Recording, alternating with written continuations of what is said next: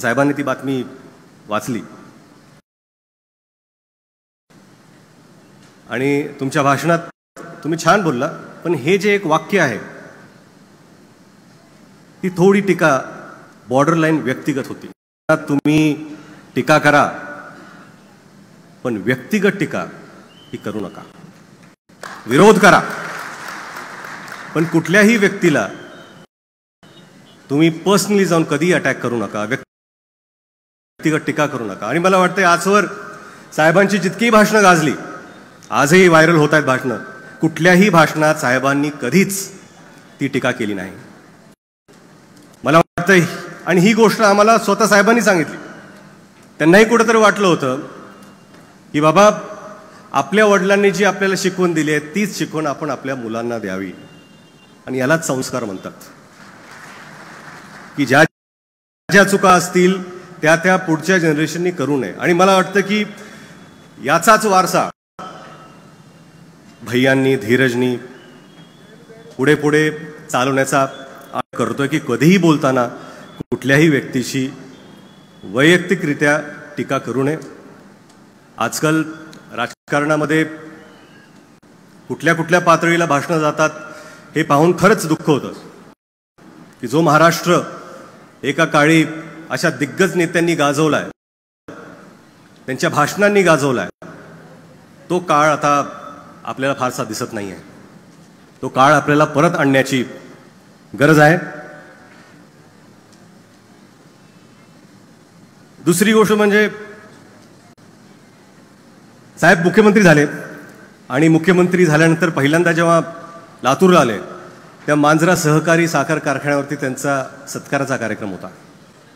ते एअरपोर्टवरून डायरेक्ट कारखान्यावरती गेले. आम्ही स्टेजवरती बसलो होतो पाठीमागे.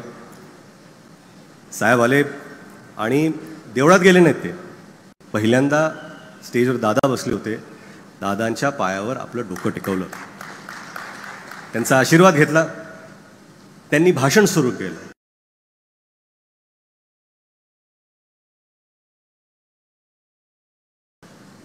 भाषण सुरू केल्यानंतर ते थोडेफार घहिवरले, त्यांच्या डोळ्यात अश्रू आलं, भाषण थांबलं. एवढी लोक ऐकत होती, सगळ्यांच्या डोळ्यात अश्रू आलं, कारण की साहेब बोलत नव्हते. त्यावेळेस काका मला आठवतंय, काका उठले, काकांनी टाळ्या वाजवल्या आणि साहेबांनी म्हणले, come on, you can do it. एका भावाने दुसऱ्या भावावर कसं वागलं पाहिजे, ही जी दुसरी भूमिका असते की भाऊ म्हणून, की साहेबांनी आणि दिलीपराव साहेबांनी भाऊ म्हणून एकमेकांना कसं जपलं. भावाभावामध्ये आपण नेहमी, बरेच लोक असे विचार करतात की आपल्या भावापासून आपल्याला काय मिळेल, पण ह्या दोघांनी असा कधीच विचार केला नाही. आपल्या भावाला आपण काय देऊ शकतो, आपल्या भावाला आपण साथ कशी देऊ शकतो, हीच भावना दिलीपराव देशमुख साहेब आणि विलासराव देशमुख साहेब यांनी कायम ठेवली.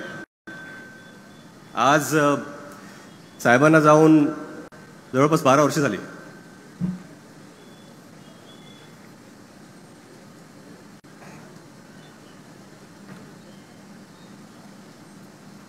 थोडीफार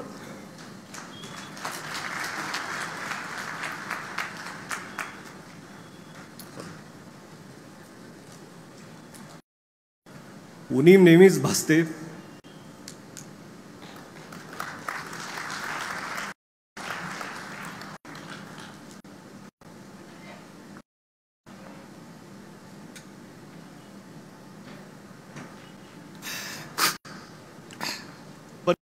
ही उणीव आपल्याला कधी भासू नये म्हणून काका हे नेहमीच मागे उभे राहिले, की ह्याच्यासाठी उभे राहिले की आपल्या मुलाला तरी मी आहे आणि गरज नसली तरी मी आहे. काकांना बऱ्याचशा वेळेस बोलता आलं नाही, पण आज मला वाटतं की सर्वांसमोर मी सांगतो काका मी तुमच्यावर प्रचंड प्रचंड प्रेम करतो आणि काका आणि पुतण्याचं नातं कसं असलं पाहिजे त्याचं ज्वलंत उदाहरण आज या स्टेजवरती आहे.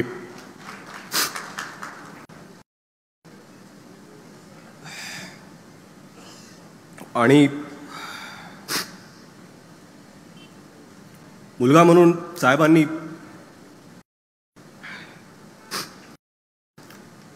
कधीच आम्हाला रोखलं नाही. म्हणजे कर तू ते कर, असं झालं पाहिजे, असं केलं पाहिजे.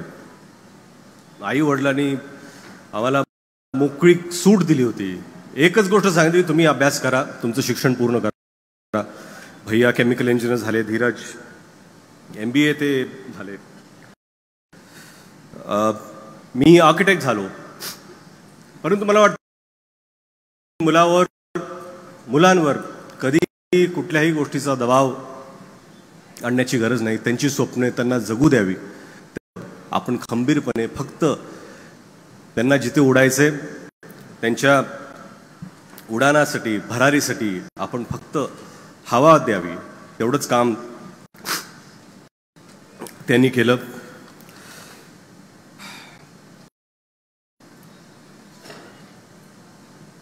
आई वडिलांना पाहून, म्हणजे मी हे सांगतो की साहेबांचे वेगवेगळे रोल्स, मुलगा म्हणून झालं, भाऊ म्हणून झालं, पिता म्हणून झालं, पती म्हणून सुद्धा, जेव्हा आई वडिलांना मी पाहायचो घरी तेव्हा मला वाटायचं की लक्ष्मीनारायणाचा जोडा आहे. आणि मला वाटतं की प्रत्येकाला वाटतं आपले आई वडील हे लक्ष्मीनारायणच आहेत. आणि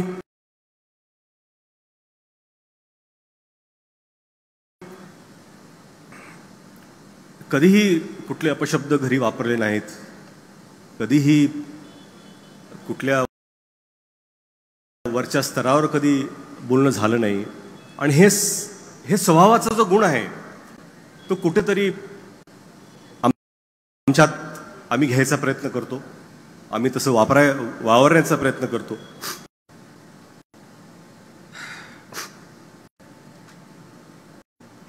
बोलण्यासारखं बरंच आहे. राजकीय त्यांच्या कारकिर्दीत काय काय झालंय इथे इथले मान्यवर. पण तुम्हाला एवढं सांगायचंय की साहेबांचा पुतळा इथे आहे. त्यांच्याकडून आपण खरंच प्रेरणा घेतली पाहिजे.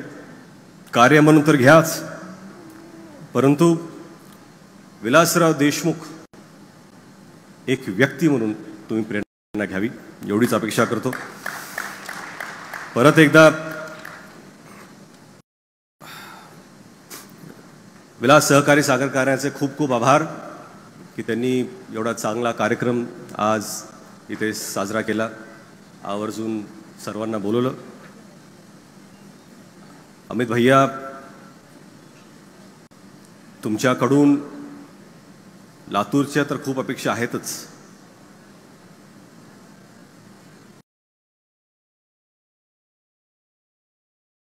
पण मला वाटतंय की तुमच्याकडून महाराष्ट्राच्याही खूप अपेक्षा आहेत.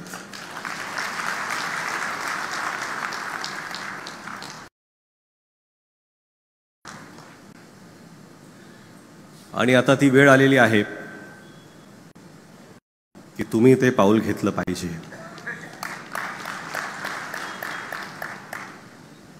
तुमच्यासाठी खूप खूप शुभेच्छा भैया. जय हिंद, जय महाराष्ट्र. देश विदेशातील प्रत्येक घडामोडींचे लाईव्ह अपडेट मिळवण्यासाठी आता साम टीव्हीच्या सर्व सोशल मीडिया प्लॅटफॉर्मला लाईक, फॉलो आणि सबस्क्राईब करा. तसंच सर्व नोटिफिकेशनसाठी बेल आयकॉन प्रेस करायला विसरू नका.